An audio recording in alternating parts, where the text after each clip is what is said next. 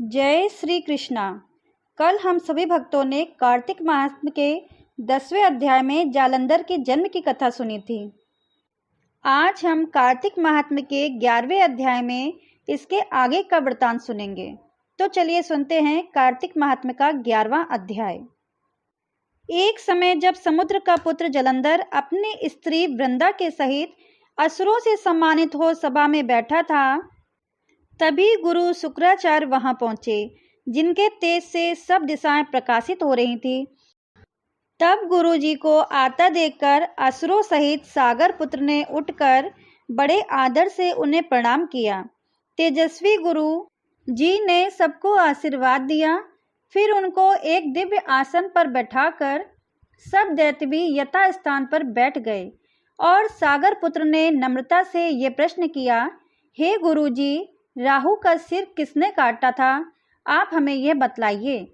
इस पर श्री शुक्राचार्य जी ने विरोचन पुत्र हिरण्यकश्यपु और उसके धर्मात्मा पौत्र का परिचय देकर देवताओं और असुरों द्वारा समुद्र मंथन की संक्षेप में सब कथा कहकर यह बतलाया कि जब समुद्र से अमृत निकला तो उसे देव रूप बनाकर राहु भी पीने बैठ गया। इस पर इंद्र के पक्षपाती भगवान विष्णु ने राहु का सिर काट डाला। यह सुनने के साथ ही जालंधर के नेत्र लाल हो गए। उसने बड़ा क्रोध किया। फिर अपने धस्मर नामक दूत को बुलाकर गुरु का कहा हुआ सब वृतांत सुनाया और आज्ञा दी कि तुम शीघ्र ही इंद्रपुरी में जाकर इंद्र को मेरी शरण में लाओ। धस्मर जालंधर का बड़ा निपुण दूत था। वह शीघ्र ही इंद्र की सुधर्मा नामक सभा में जा पहुंचा और उसने जालंधर के शब्दों में कहा, हे देवताधम, तुमने समुद्र को क्यों मथा और मेरे पिता के सब रत्नों को क्यों ले लिया है?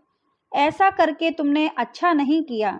यदि तू अपना भला चाहता है तो उन सब रत्नों सहित देवताओं के साथ मेरी शरण आ, अन्यथा हे सुराधम, मैं सत्य कहता हूँ कि तेरा राज्य ध्वंस कर दूंगा। इंद्र यह सुनकर बहुत विस्मित हुआ और कहने लगा, पहले सागर ने मेरे भय से सब पर्वतों को अपनी कुक्षी में क्यों स्थान दिया और मेरे शत्रु दैत्यों की क्यों रक्षा की? इसी कारण से मैंने उनके सब रत्न हरण किए हैं। मैं सत्य कहता हूँ कि मेरा द्रोही सुखी नहीं रह सकता। इंद्र की बात सुनकर वह दूत शीघ्र ही जालंधर के पास आया और सब बातें उसे कह सुनाई, जिन्हें सुनते ही वह दैत्य क्रोध के मारे अपने होठों को काटने लगा और देवताओं को जीतने के लिए उसने उद्योग आरंभ किया।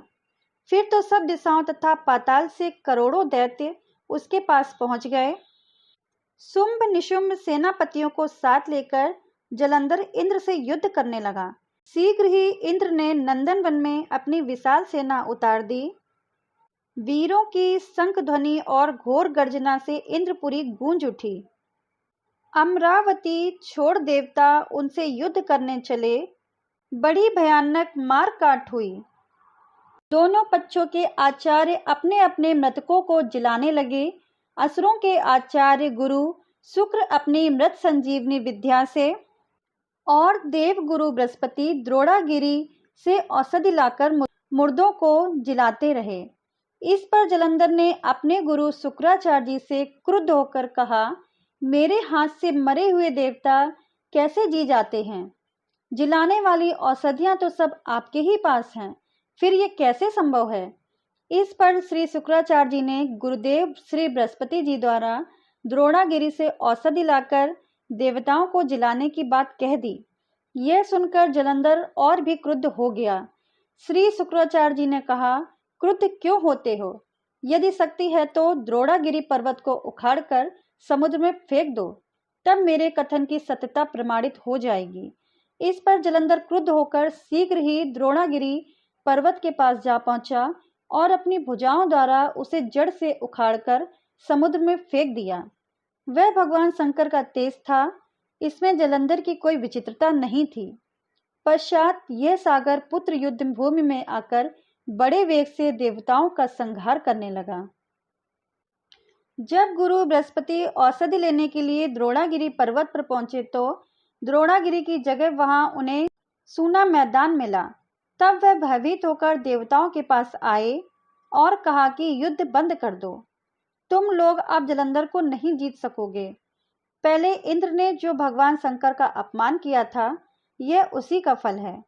यह सुनकर देवता युद्ध की आशा त्याग कर अत्यंत ही व्याकुल होकर इधर उधर भाग निकले। सिंधु सुत निर्भय होकर अमरावती में प्रविष्ट हो गया। इंद्र आदि सब देवताओं ने गुफाओं में शरण ले ली।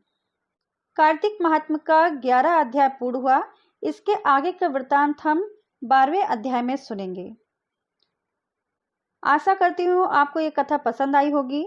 अगर आपको वीडियो अच्छी लगी हो तो प्लीज़ हमारे चैनल को लाइक करिए, सब्सक्राइब करिए, शेयर करिए और कमेंट बॉक्स में जय श्री कृष्ण जरूर लिखिए। धन्यवाद भक्तों।